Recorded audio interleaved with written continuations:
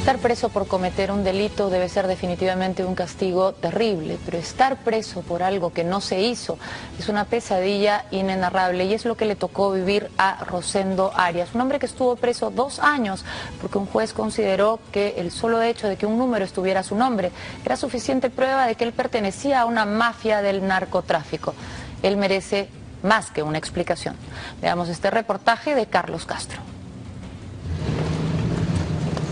La historia de Rosendo Arias parece arrancada de una insólita novela policial.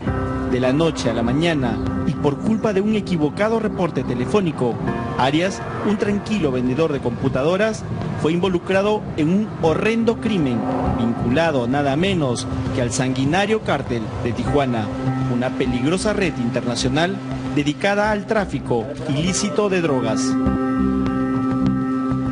Si usted tuvo alguna vez un número telefónico y no reportó su baja, preste mucha atención, pues esta historia podría volver a repetirse.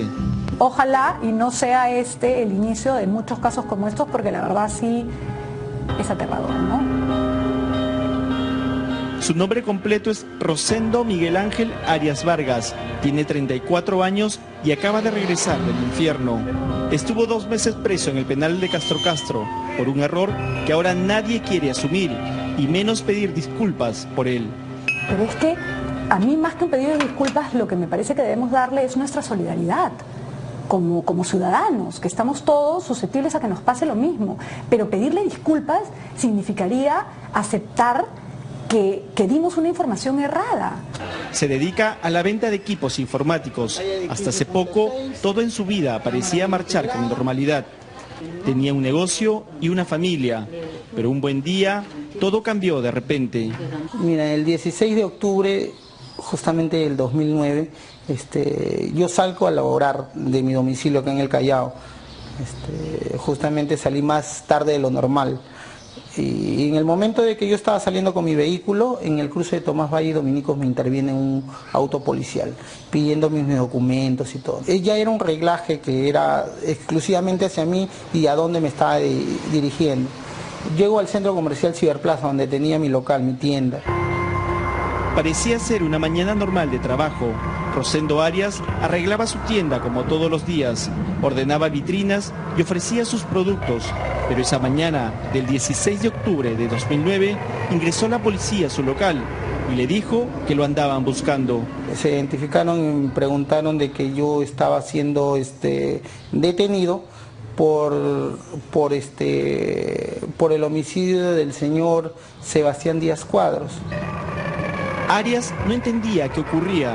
Nunca antes había escuchado ese nombre y menos aún había estado vinculado a un hecho criminal. La sola mención de que era investigado por un crimen le puso la piel de gallina. Tenía que haber algún error, dijo, pero la policía no lo escuchó y se lo llevaron. De mi tienda yo salí rodeado cerca de 8 policías. De 8 policías por el mismo local de trabajo, que fue, en ese momento fue vergonzoso, ¿no? Salir de esa manera en mi local de trabajo. ¿Como un delincuente? Como un delincuente. Pero ¿quién era Sebastián Díaz Cuadros? ¿A qué se dedicaba este hombre de 53 años? ¿Y qué lo relacionaba supuestamente con el vendedor Rosendo Arias? La policía le informó que Sebastián Díaz Cuadros había sido asesinado de una manera horrenda y brutal. Lo ataron de pies y manos, le colocaron cinta aislante en la boca y en los ojos y luego de torturarlo un buen rato, sumergieron su cabeza en el agua hasta provocarle la muerte. Su cuerpo fue hallado en el río Lurín el 28 de febrero de 2009. El muerto cargaba con su propia historia. Sí, tenía antecedentes penales. El señor había purgado condena en el año 2001 en el penal de Urigancho. ¿Y por qué él había estado por el delito de narcotráfico. Según informó el diario La República, este asesinato fue un ajuste de cuentas ordenado por el cártel de Tijuana a raíz del decomiso de 2 toneladas de droga en una casa de La Molina. El poderoso cártel de la mafia sospechaba que Díaz Cuadros era un traidor y había delatado el cargamento con la policía. Por eso terminó torturado y muerto. Una de las modalidades que tiene como costumbre la mafia, pues, ¿no?, del narcotráfico, ¿no? La mafia, en este caso, según la policía, el cártel de Tijuana. Arias estaba más confundido que nunca. ¿Qué tenía que ver él en este peligroso asunto? ¿Por qué había sido involucrado en un crimen tan espantoso, ordenado por uno de los cárteles de la droga más sanguinarios y poderosos del planeta? La respuesta estaba en el teléfono, en un número telefónico que había sido suyo, más precisamente en el reporte telefónico enviado por la empresa Claro sobre aquella línea. En esa escena del crimen se ha pedido el detalle de tráfico de ese día a esa hora en esa celda y se han identificado que los celulares que han cursado tráfico ese día a esa hora en esa celda son estos. Entonces, Claro le dice, el titular de este teléfono es el señor Rosendo Arias. El levantamiento del secreto telefónico de Sebastián Díaz Cuadros, la víctima asesinada brutalmente en Lurín, revelaba que una de las últimas personas que estuvo en permanente contacto con él fue el propietario del teléfono 9930-10658. Su nombre, Rosendo Arias, el vendedor de computadoras. Eso al menos indicaba el reporte de la empresa Claro. Por eso el juez decidió mandarlo preso. O sea, a mí me parece increíble que el señor juez, simplemente porque alguien le dice, oye, el titular de este teléfono es el señor tal, ojo, que esa información no es fidedigna, ojo, que esa información no cuenta con documentación, ojo, que no tengo ningún contrato que lo acredite. Y el juez decide, ya, para mí es suficiente, se va preso. ¿Cuánto tiempo estuvo detenido usted? Yo estuve 7 días en la Dirincli y 2 meses preso en el penal de Castro Castro. ¿Y en qué pabellón estuvo? En el pabellón 4B. Estuvo 2 meses preso en esta cárcel, donde convivió con personas criminales de todo peso. Se cruzó con asesinos, delincuentes y narcotraficantes, con ladrones, parricidas y violadores. Pero él seguía asegurando que era inocente, que nada tenía que ver con el crimen que se le imputaba, y menos aún que era propietario del teléfono vinculado con el asesinato de Sebastián Díaz Cuadros. Es más, los otros 2 implicados en el homicidio, Vanessa Ramírez Yontop y el colombiano Jairo Velázquez Salazar, aseguraron no conocer a Arias y reportaron el teléfono en cuestión como suyo. Al tener esa duda, el fiscal va a las oficinas de Claro. El doctor Luis Espino Portal va a las oficinas de Claro para sustentar esta información. ¿Y qué le dicen ahí? Le dicen lo mismo. ¿Que usted era el titular? Que yo era el titular, que yo lo había activado el 30 de diciembre del 2008, que lo había comprado con un equipo Sony Ericsson, con un número de email tal y con número de SIM card tal. Entonces, netamente la empresa Claro estaba diciendo de que yo lo había comprado. El informe de la empresa Claro fue el tiro de gracia para Arias. El fiscal dedujo que mentía y que los otros 2 implicados estaban tratando de encubrir a una persona importante dentro de la organización. Era, en suma, un peligroso delincuente para las autoridades. La acusación fiscal fue lapidaria. Se solicitó para él 15 años de cárcel y se le acusaba de homicidio calificado, tráfico ilícito de drogas y asociación ilícita para delinquir. Quien decide y dispone meter preso a una persona no es América Móvil. Quien decide y dispone meter preso a una persona es el juez. Tras 2 años de engorroso proceso judicial, se logró establecer que Rosendo Arias nada tenía que ver con este espinoso caso. ¿Pero qué había pasado? El enredo se originó de la siguiente manera. Arias efectivamente compró un celular con línea prepago para su hermano en septiembre de 2005, con el número 930-10658, y este dejó de usarlo en diciembre de 2007, pero nunca le dio de baja. Claro revendió la línea a otro usuario en el 2008, agregando el número 9 correspondiente a las disposiciones de aquella época. La línea prepago fue revendida en un distribuidor de Claro, en Los Olivos, pero se reactivó a nombre de Rosendo Arias y no de la persona que había hecho la compra. Ese nuevo usuario sería aquel hombre que la policía estaba buscando y que confundieron con Rosendo Arias. Para Arias fue una negligencia de Claro. De que yo lo había adquirido, en un centro autorizado, Ayelén de Callao, y lo había comprado con un número de chip tal y con un número de SIM card tal.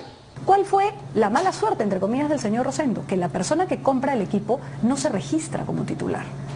Entonces, yo no tengo el registro de la señora Pero eso no es responsabilidad del señor Rosendo, sino de ustedes, que digamos, la línea se vuelve a vender, ¿no es cierto? No es responsabilidad mía, porque en el sistema aparece la activación de la línea, pero no aparece un nuevo titular.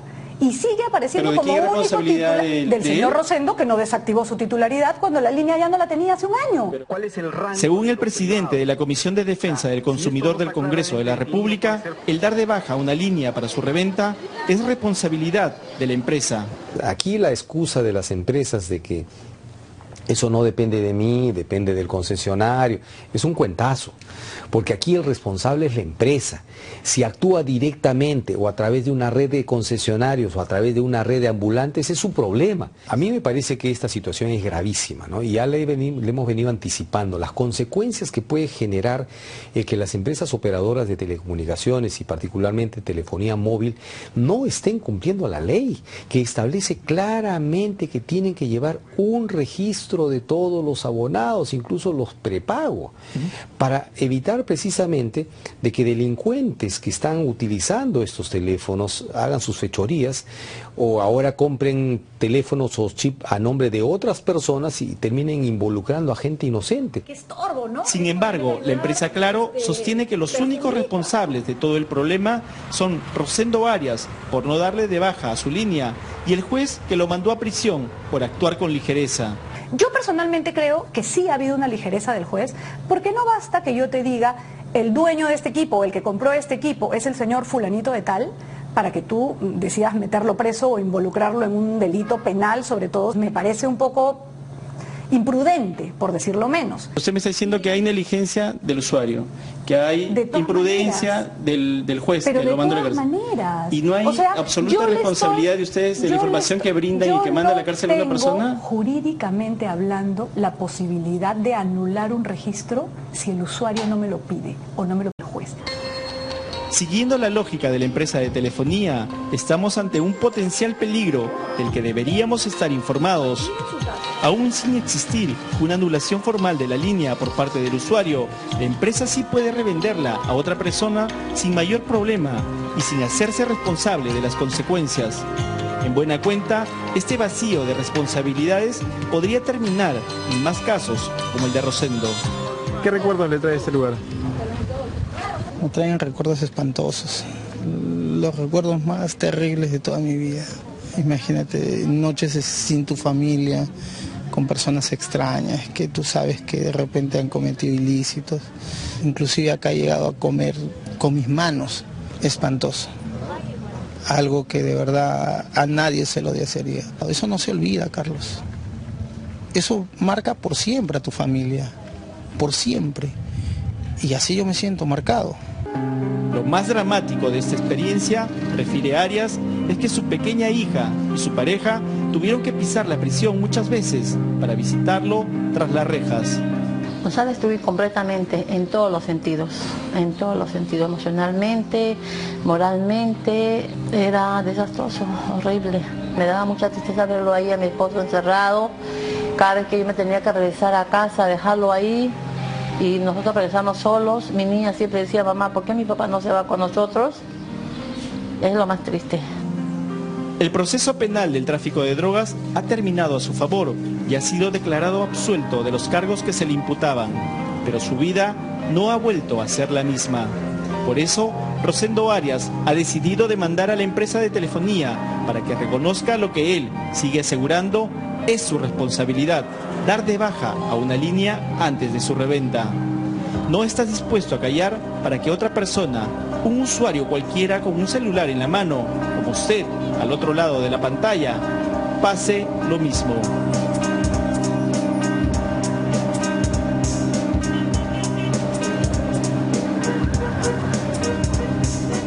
Las responsabilidades que correspondan en el caso del señor Rosendo tendrán que ser determinadas por, tiembla el señor Rosendo, el Poder Judicial. Nuevamente va a caer en manos del Poder Judicial para que se determine de quién fue la culpa de que él terminara preso por 2 meses por algo tan injusto. Pero más allá de su caso, que es terrible, lo que nos preguntamos, creo yo, se lo debe estar preguntando usted al otro lado, es ¿qué pasa con todos nosotros? ¿Acaso usted nunca ha comprado un celular y se lo ha dado a alguien, algún empleado, algún amigo, algún primo, algún hermano, y de pronto lo perdió de vista? ya no sabe qué cosa fue de ese celular. ¿Y acaso usted probablemente, si es una persona normal, decente, fue y dio su nombre, su DNI cuando lo compró? Porque a uno se lo piden, normalmente se lo piden. Es más, hubo una ley hace poco que decía que si uno no reiteraba su DNI en los celulares prepago, moría la línea. Entonces usted probablemente ha dado su nombre, su número, y de repente le regaló el celular, porque no hay ninguna ley que prohíba regalar celulares, y uno no sabe pues qué pasó. De repente a la persona a la que se lo regaló, se lo robaron, lo perdió, no lo dio de baja. La verdad, esta situación es una situación que nos pone en peligro a todos. Más allá del caso del señor Rosendo, alguien tiene que aclarar qué está pasando con esto, y nuestros legisladores deberían establecer alguna medida rápida de solución. No sé si de repente que a todos nos pidan nuestra información otra vez y se dé de baja a todos los que no respondan, algo así, pero no podemos estar todos sujetos a que por estar nuestro nombre inscrito, además bien inscrito, porque de repente compramos ese celular en algún momento, terminemos en una situación como esta. Ojalá que el caso del señor Rosendo se termine de solucionar y, bueno, lamentamos realmente la pesadilla que ha tenido que pasar, pero sobre todo no quisiéramos que nadie más la pase. Regresamos.